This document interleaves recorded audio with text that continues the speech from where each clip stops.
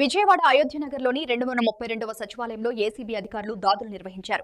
ACB DSP Subbarao ఆధ్వర్యంలో ఈ దాడులు చేపట్టినట్లు సమాచారం. ఫ్యామిలీ మెంబర్ సర్టిఫికెట్ జారీ విషయంలో వీఆర్ఓ వెంకటేష్ గాంధీలు 45,000 లంచం డిమాండ్ చేశారని బాధితుడు రవికుమార్ ఆరోపిస్తూ ఏసీబీ అధికారులను ఆశ్రయించాడు. ఫిర్యాదు ఆధారంగా శుక్రవారం సాయంత్రం సుమారు 5 గంటల సమయంలో ఏసీబీ అధికారులు 232 సచివాలయంపై ఆకస్మిక దాడులు నిర్వహించారు.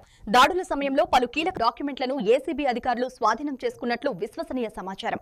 అలాగే 40,000 రూపాయల నగదును కూడా ఏసీబీ అధికారులు స్వాధీనం చేసుకున్నారు. దాదాపు 10 గంటలకు పైగా కొనసాగుతున్న విచారణలో ఈ వ్యవహారంలో ఇంకెవరైనా అధికారుల ప్రమేయం ఉందా అనే కోణంలో దర్యాప్తును వేగవంతం చేశారు.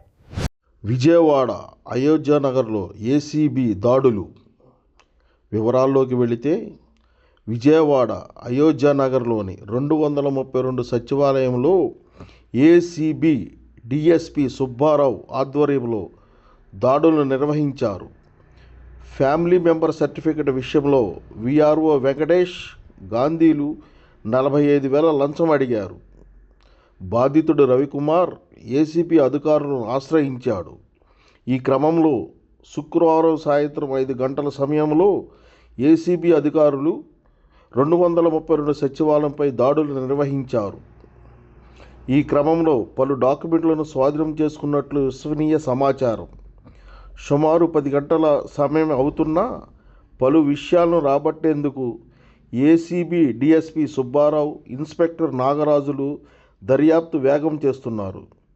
ఇంకెవరైనా ఉన్నారా అన్న దానిపై ఆరా లాగుతున్నారు. 40,000 రూపాయల నగదును ఏసీబీ అధికారులు స్వాధీనం చేసుకున్నారు.